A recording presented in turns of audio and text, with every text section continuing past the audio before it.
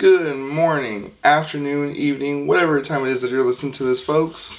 Thank you very, very much for listening. Today is the 17th of January, and welcome to another episode of Strung Out, hosted by your host, Andrew Bowman. Alright, episode 4, I believe. Going great. I think the average length of a podcast is like 5 episodes before the people eventually just give up and it dies. So I think we're doing pretty good by making it to 4.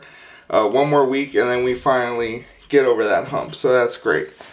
Honestly, I'm not gonna lie to you guys. Today's show is gonna be incredibly improvised. I haven't really had time to think about much. I don't have any submissions for this week, so we're totally going totally off the dome. So let's start. I think today's going to be actually a pretty sports-centric episode. I feel like I've been establishing this as much more of a filmmaking kind of a thing, which I think for the most part it is. But we just had NFL wildcard weekend happen. We just had the Clippers on a little 2-game win streak coming back from the unfortunate LA Fire hiatus. Beat the Heat. Which, I don't know if the NBA was yeah, we're going to move this one up because LA versus a team with a fire in their mascot. Lakers and Clippers both beat them, so I don't know. I guess that's kind of poetic. That's kind of neat. But let's talk about the NFL a little bit. So here's the deal. All my family teams are now out of the playoffs. That is, of course, the Chargers, Packers, and the Broncos all got out in the first week. Mainly really want to cover the Chargers loss because, I've been a huge proponent of Justin Herbert, his entire career so far.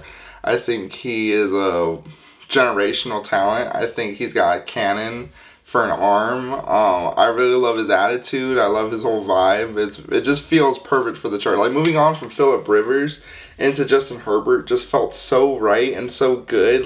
There was really no rough patch at all. I mean, the roughest patch was Tyrod Taylor starting week 1 in Herbert's rookie season. But, after Herbert got in there, he had that great game against the Chiefs week 1. And then ever since then, it's been awesome. He single-handedly won me my very first fantasy league that I ever competed in. So, I always got to have some love for Herbert. He did that. I had him and Mike Williams on that team. And it was the year where Mike Williams kind of had that breakout year. I think it was 2 years before he got traded. But point is, I love that guy. Did not have a good wild card weekend at all.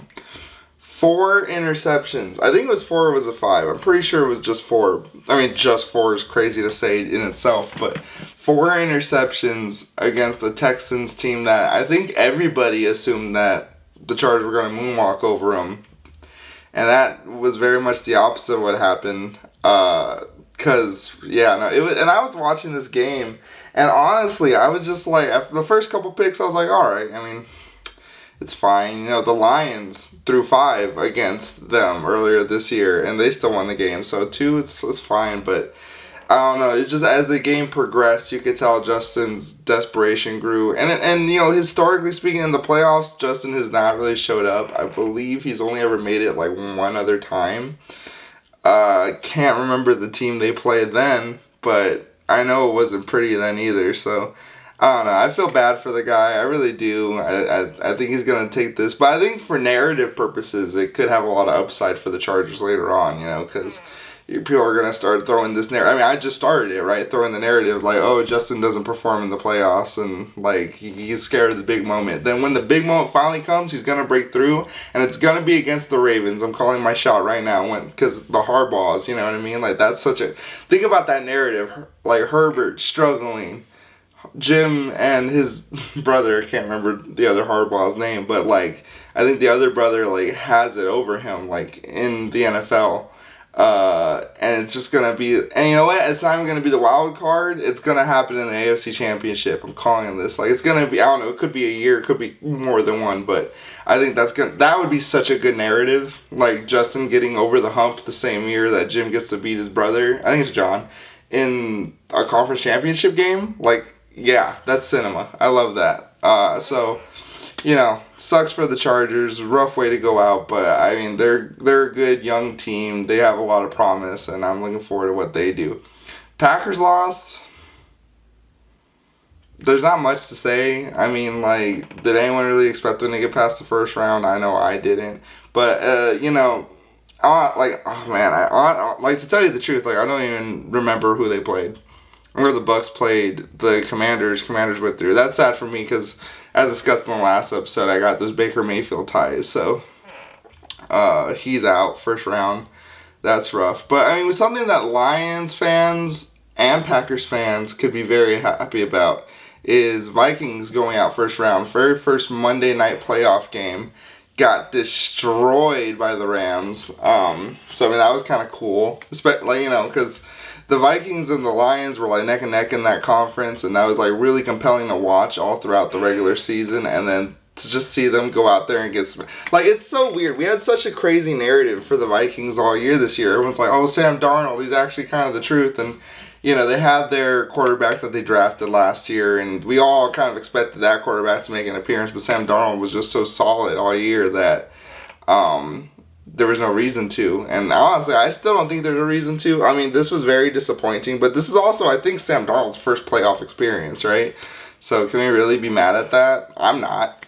I know my good friend Danny is a Jets fan, and he's always been a believer in them, so I think it's great. Good for Sam Darnold. I hope he continues to get some snaps, but it really looks like it's shaping up to be Lions' year. I don't know who the Lions are playing. I think it was... Yeah, no. I don't know. I don't have it. Their first seed. I don't know who... I think it's either it's gotta be the Commanders or the Rams, right? Yeah, because the Eagles are playing one of those teams. Yeah.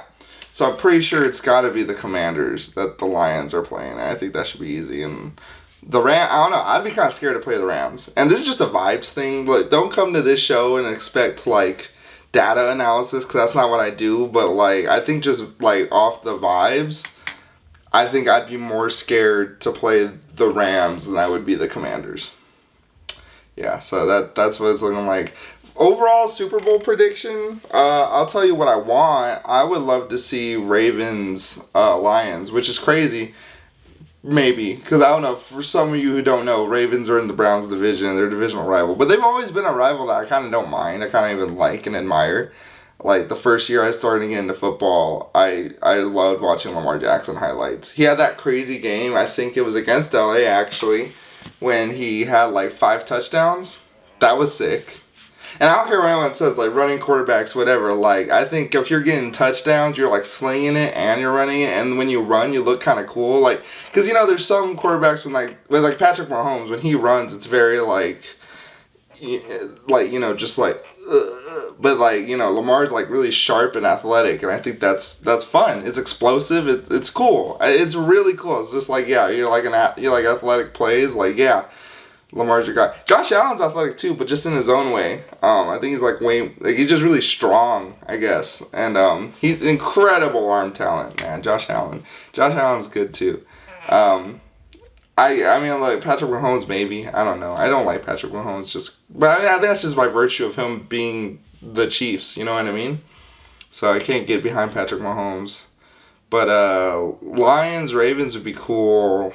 But I guess realistically, it would have to be like Lions Chiefs or Lions Bills. Which, I mean, that's the 1 or the 2 seed, right? Like, big surprise. But is it the 2 seed? I'm pretty sure the Bills are the 2 seed. But either way, the best teams are going to make it. Yeah, okay. But, the Lions. Man, I kind of really want the Lions to win it all at this point. Just because, that's history in itself. And it's an optimistic history at that. Who is really hating on the Lions? I guess Packers fans. Okay. But, they had theirs. They had theirs, what was that, 10 years ago? No, 15 years ago? Whatever. And I just have to say whatever to Packers fans. Alright, if you guys watch the show, I appreciate you and stuff. But, the Lions, Super Bowl, that's cool. a team that's never won it. Speaking of teams that's never won it, Clippers. We're actually playing. I filmed this the day before, so we're actually playing the second half of the back-to-back against the Trailblazers tonight. Had a crazy historical victory over the Nets yesterday. Now look, I can't give you too much NBA analysis. You know what I mean? Because there's a lot of games and there's quite a bit of teams. And it's hard to follow everything. But the Clippers are my team, of course. So definitely know the most about them. And the way we beat the Nets yesterday, man, it was good. It was a nice feeling. We're going into this game. We just beat the Heat, and that was great. Kawhi's been coming back. He's on his minutes restriction. Whatever. You want to take about Kawhi? I think Kawhi is a fantastic player. I think he's really good, but his knees are made out of bubblegum tape. Every year it's coming. It's impossible to avoid. He had the healthiest season he had, I think, last year. Played a whole bunch of games, but then, of course, was unavailable when he was needed the most. And that's just kind of the story with him. But damn it, if he's not fun to watch. You know what I mean? I think he for sure has lost weight this year. He has, a lighter frame, and obviously his shot hasn't been falling all that well until yesterday. It was going in. It was going in. It was great. I think it was 8 for 10, 8 for 11, 23 points. Are you kidding me? No. I think 2 rebounds also.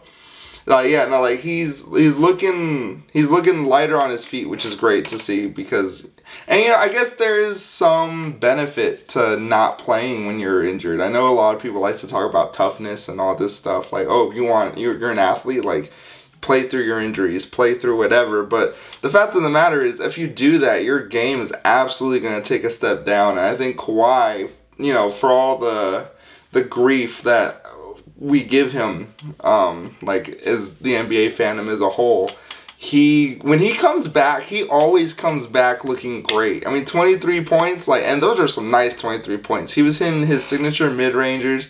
I don't know if he hit from deep at all. I don't think he did. I think it was all pure inside the arc scoring, free throws. He had a couple of free throw attempts in there. Kawhi looked great, and that was the best part of the night. Zubac, he's been consistent. Norm Powell's been consistent. I know Norm, had 18 points. I think James Harden had 21. It's the Clippers are always the most hypothetical team every single year because it's if they're healthy. And look, the narrative coming into this year, I was nervous. All right, I'll be totally honest, incredibly nervous. We got rid of Paul George. Well, not get rid of him because that would mean we moved him, but we just let him walk away and he signed with the 76ers. And I'm a huge Paul George fan. Well, I should rephrase. Paul George is the reason why I am a Clippers fan. Because going into the NBA, I was all right, I really want to find a team. And I wanted it to be the Lakers, but LeBron was there. And I was I can't do it because that feels like it's cheating. It would be cheating to just hop on because, he's one of the greatest players of all time. Debatably the GOAT. And here's a take. Everyone has the GOAT debate take. And honestly, it's done to death and it's boring. And I don't know if anyone actually cares because all these players are great. I don't see how putting 1 at 1 and 1 at 2 would mean that number 2 is trash or something. It's fine. I think you could put Michael Jordan at 1 or LeBron at 1, and that's totally cool. No worries. But that being said, I have this thing with joining a really good team, and and especially an historic team. And here's a take for you, LA fans. We don't get along. I think LA is one of the most spoiled cities of all time when it comes to sports. There's so many teams we could pick. In every single sport almost, you have a championship winning team. Dodgers obviously just won it. Lakers won in 2020. That's not that long ago. I know the LA Kings won a Stanley Cup in the 2010s. Rams won a Super Bowl a couple of years ago. We're not that far removed from the LA winning a Super Bowl.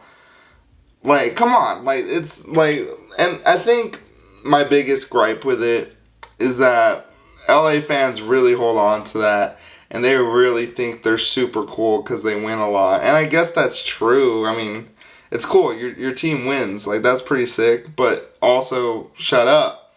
Like, let other teams have it. And also, like, why are they so vocal? And this is especially, like, Dodgers fans.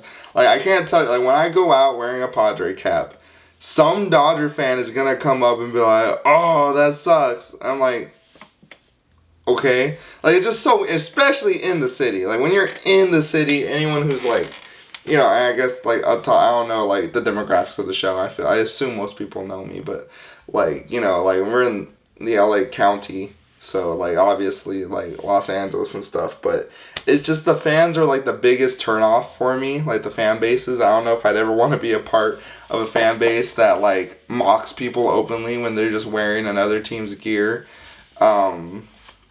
And honestly, when it comes to football, I don't even count the Rams as much as I count the Raiders. I think anybody from LA will tell you, like, no, it's actually Raider Nation, as well as, like, 49ers fans. Just look at any game where the 49ers are playing at SoFi or the Raiders are playing at SoFi.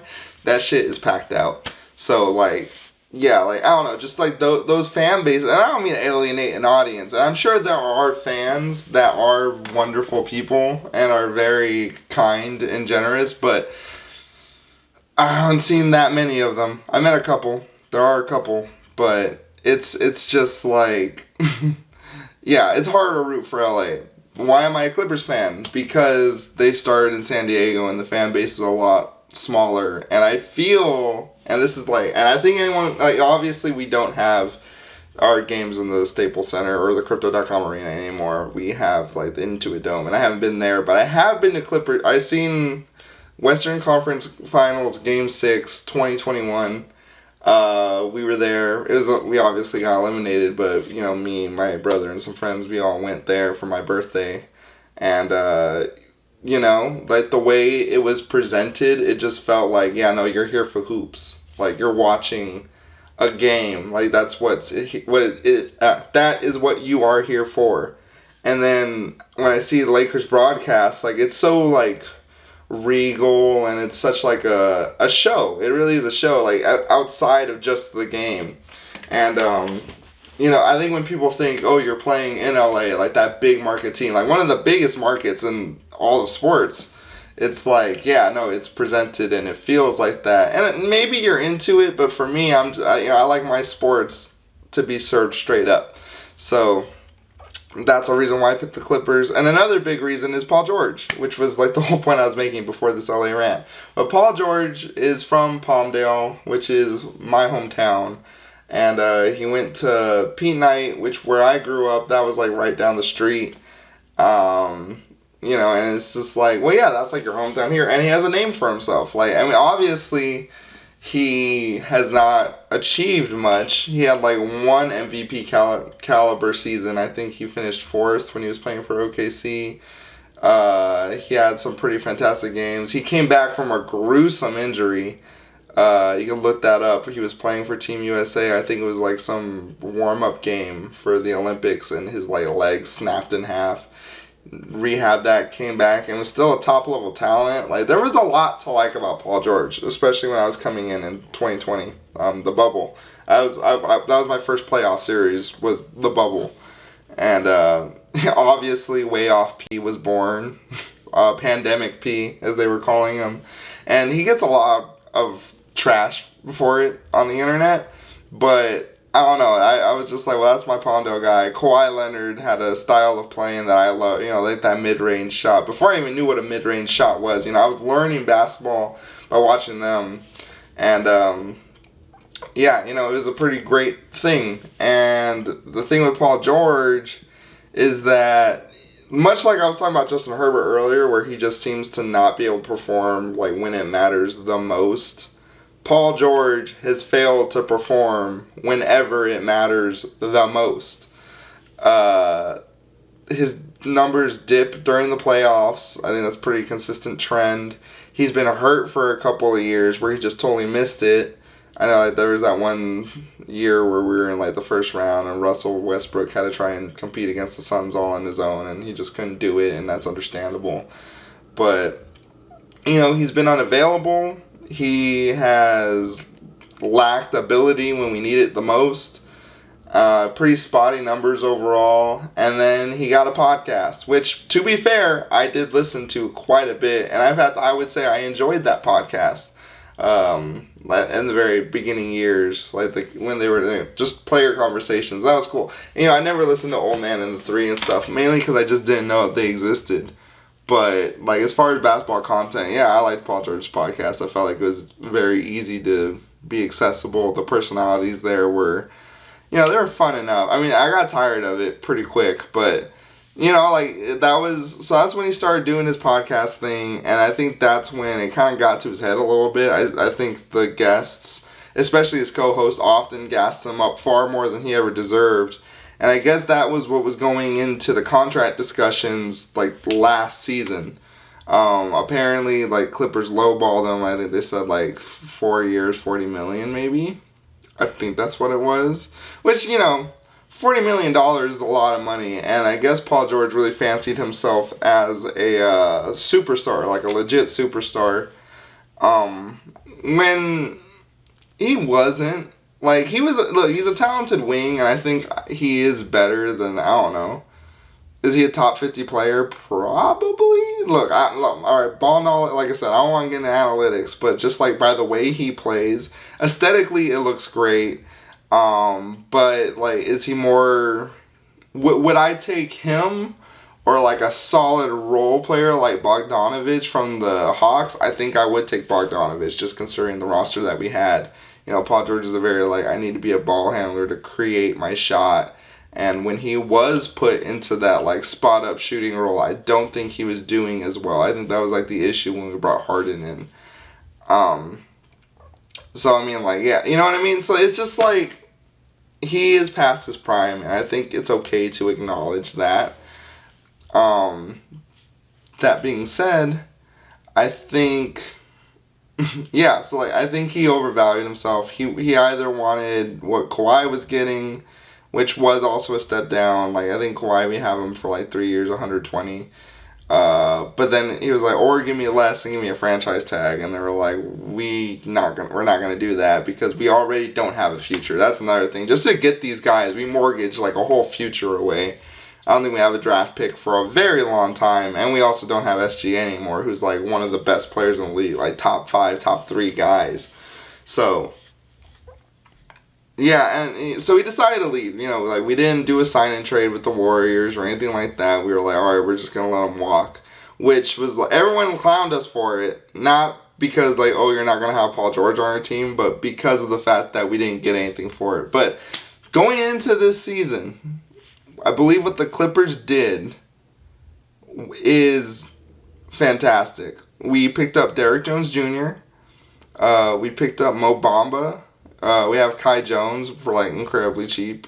We just added depth, and much like Norman Powell said, it's addition by subtraction, because Norman Powell has traditionally been the sixth man for most teams that he's played on, and he finally got the starting spot with the Clippers, and I think he's taking it in full stride. I mean, he's doing amazing, 21 points per game, very consistent from 3. He's playing really hard defense. He puts a lot of effort forward, and I feel he just has no ego. And I think you can say that for a lot of the way that these guys, play. Kawhi, obviously, with all the drama with his injury and stuff, and oh my gosh, we didn't even go into all that, with his personal trainer and the lawsuits and junk, but he's always been very quiet, and when he is on the floor, it looks like he's trying. Zubac is an incredibly underrated player. I love having him on our team. Ty Lue's an incredible coach. I mean, gosh, just look at the Clippers in the past years. How many starting lineups we've had, and Ty Lue has always kept us competitive. I don't think we've missed the playoffs except that one year where we lost both Paul George and Kawhi, and we really didn't have a point guard at that time.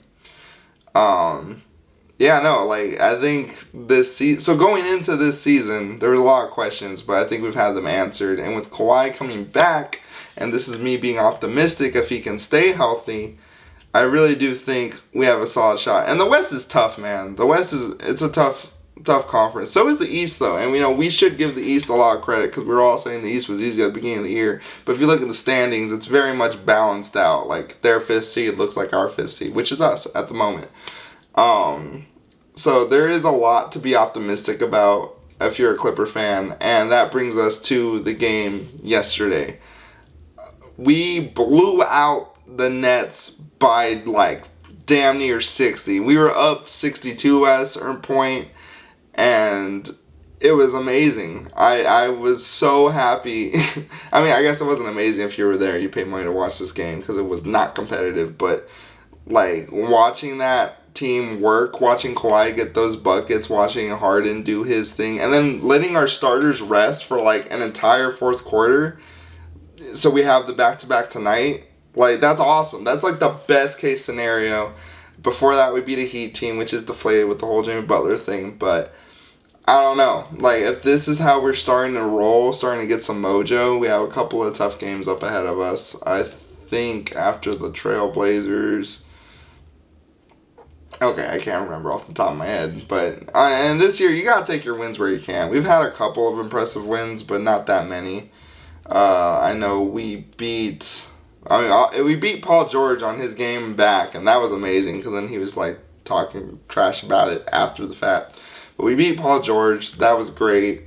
We beat the Kings. We beat the Nuggets, I believe, twice. Beat the Warriors a couple times, and being able to beat them a lot. Of course, we got swept by the Timberwolves. That doesn't feel good. I think the Kings beat us one time. There was a couple of games where it's like, okay, well, those are the teams to beat, but if you couldn't do it. I know we beat the Mavericks. Luka wasn't playing that game, granted, but, you gotta take those where you can. And, again, that was without Kawhi. So now we have Kawhi. I'm hoping that we're going to see a lot more consistency and a lot more, hold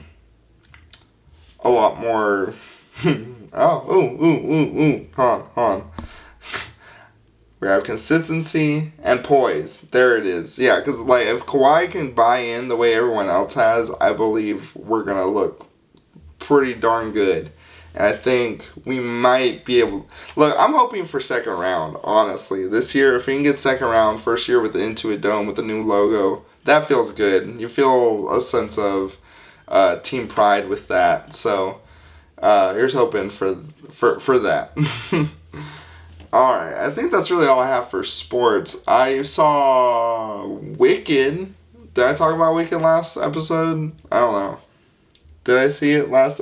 You know what? I think I watched it after the taping of the episode. So, saw Wicked. I saw American Fiction, and then I rewatched Nightcrawler. So I mean, like, what's going on here? Let's talk about Nightcrawler. Look. Nightcrawler isn't the first time I watched it, to be clear, but I enjoy that movie every single time, and I think I find ways to enjoy it more each time I watch it.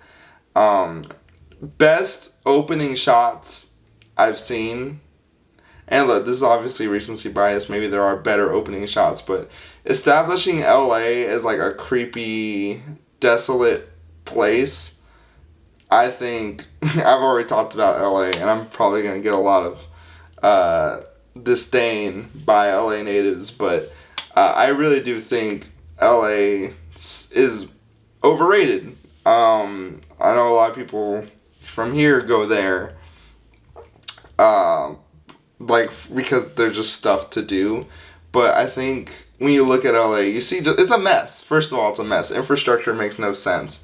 Like, the way the freeways are, the way the streets are, and that's because as they were building it, people were, like, moving in. So they really had no plan, which is why you have so many weird-ass streets where, like, you're going straight, but there's a stoplight because people have to come, and now it's, like, merging in, and they're all curvy, and the freeways are just, like, a damn maze. And, obviously, like, being able to go north is so nice because you just have to keep going north, and all of them turn into the 15. The camera stopped recording there, so I don't know what I was saying, but I think the point is that I feel like Los Angeles is what people assume the industry is. Music, film, sports meccas, all this stuff is there, and inside of this city lives residents who could barely afford those rates for the area that they take up. And I believe Nightcrawler as a film addresses not income inequality per se, but it takes on the industry that creates this mentality of seeing people as less. The whole premise of the film is Lou, who is for all intents and purposes a filmmaker, essentially. It's just that his stories don't come from a page, it comes from tragedy. And a line in the film is, if you see me, you're having the worst day of your life. Which is great for him. Like, obviously people's lives are being torn apart by accidents and like acts of violence, but he is capitalizing on that through news media, which is just how it is at large. All the stuff they said in the film are true about accidents taking up airspace, and that's what people want to see. And so I think when you take that real, very scary idea of the fact that we're all contributing to this monster that devours real things and excretes what we pay to see, that it's frightening. And I think Louis Bloom, the character, is such a perfect monster that embodies that. Somebody who has no feelings, who has no empathy, who has only ambition and drive and desire. And like, shoot, you can apply that to a lot of producers, I bet. Or just people who create what we consume. And the neo-noir style of it, the quietness of it, the fact that it's all shot in LA at night and you really see how quiet those streets quiet and dangerous those streets become. And the character of Nina, the producer, who loves that because that's her career. So I think those themes are just deeply interesting to think about. And as a film, too. I mean, Jake Gyllenhaal has fantastic performance as Lou Bloom. I think about Jake... Like, when I think about Jake Gyllenhaal, I do think about Mysterio from Spider-Man Far From Home. Or I think about the detective he plays in the film Prisoners. And he's always very charismatic and like, I guess, like, warm and, like, dynamic. But in that film, like, he definitely lost weight for it. The hair that's slicked back, it looks greasy. He looks very creepy. Very transformative. You have to give him credit for that performance. And, like, I think he just nails that. Riz Ahmed, I believe that was the first film I had ever seen him in. And is Rick just like a relatable guy from that city? Playing that character, you know, like as I mentioned, income inequality, it exists. Rick is homeless essentially. He finished high school. He's just looking for a job. That city eats all of them the same, but only the wealthy prosper. And I think you really see that in Rick's character arc where, you know, he flies a bit too close to the sun. He tries to get that piece that is his, but he isn't a monster like Lou, so of course the monster's going to win. Which is reality, which is frightening. So, yeah, Nightcrawler. It's fantastic. I do think you should check it out if you haven't already. Very much enjoyed that film. I was thinking about tackling Wicked. Do I have anything about Wicked? Theater kids are weird. Not weird, like, you know, I mean, everyone has their things that they enjoy, you know, like, I just talked about sports most of this episode, and some people just don't understand that at all. And I'm not saying that theater is something that you can't understand, because, I mean, look, okay, Wicked, let's just get this out of the way. Good. It is good. It's so well made. The songs are great. These songs are, like, they're what, like, over 20-something years old at this point? They've been performed on Broadway for, like, I think it's, like, the second longest running show on Broadway. I think the longest is Lion King, but I'm not 100% sure on that. Yeah, no, like, they're great.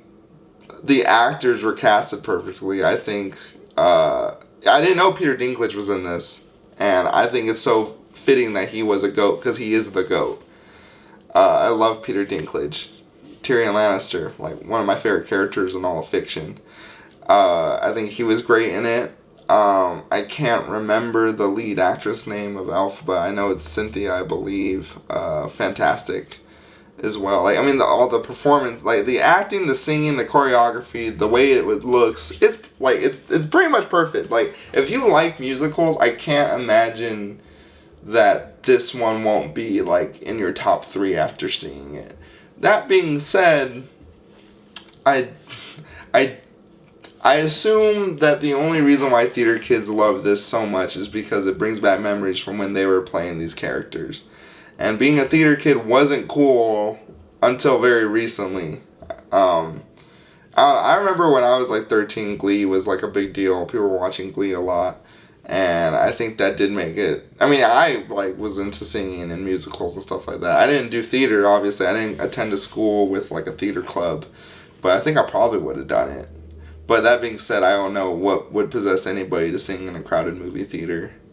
Like when that was going on, when they had to put like disclaimers like, please don't sing in the movie theater. And then people were all like, ah. Yeah, I don't know. That's a different breed. I'm not built like that. I respect it though. I mean, like, not really. If I was in the movie theater, I'd be really annoyed. But at the same time, I'm like, look, I don't know what would even possess somebody to do that. So you have to be built different. And in that regard, you know, if I had a hat, I would tip it. Please like, subscribe, leave a comment. We can, you know, like I can address some things and maybe I'll respond down there. Go Clippers. Go Lions. And have a safe, long weekend. I will catch you guys on the next one.